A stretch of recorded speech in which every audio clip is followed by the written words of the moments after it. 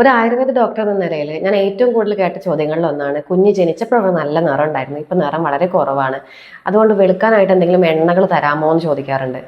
ഇവിടെ അവരെ കുറ്റം പറയാൻ പറ്റില്ല, കാരണം നമ്മുടെ സൊസൈറ്റി അങ്ങനെയാണ്.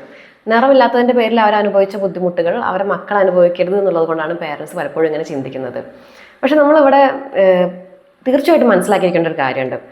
ജെനറ്റിക്സ് ആണ് നമ്മുടെ നിറം നിശ്ചയിക്കുന്നത് സ്കിന്നിൻ്റെ. അതൊരിക്കലും ഒരു എണ്ണ ഉപയോഗിച്ച് നമുക്ക് പെർമനൻ്റായിട്ട് കറക്റ്റ് ചെയ്യാൻ പറ്റില്ല.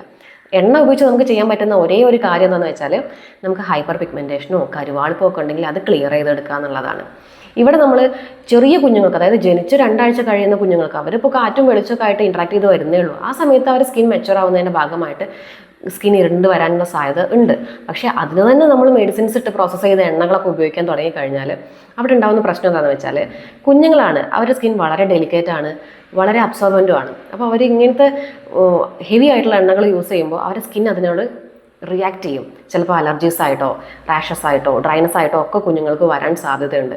എപ്പോഴും കുട്ടികൾക്ക് വളരെ സിമ്പിളായിട്ടുള്ള മെഡിസിൻസ് ഇടാതെ പ്രോസസ്സ് ചെയ്ത എണ്ണകൾ ഉപയോഗിക്കാനായിട്ട് ശ്രദ്ധിക്കുക. കുഞ്ഞുങ്ങളുടെ സ്കിൻ നറിഷ്മെൻറ്റിനാണ് നമ്മൾ ഇമ്പോർട്ടൻസ് കൊടുക്കുന്നത്.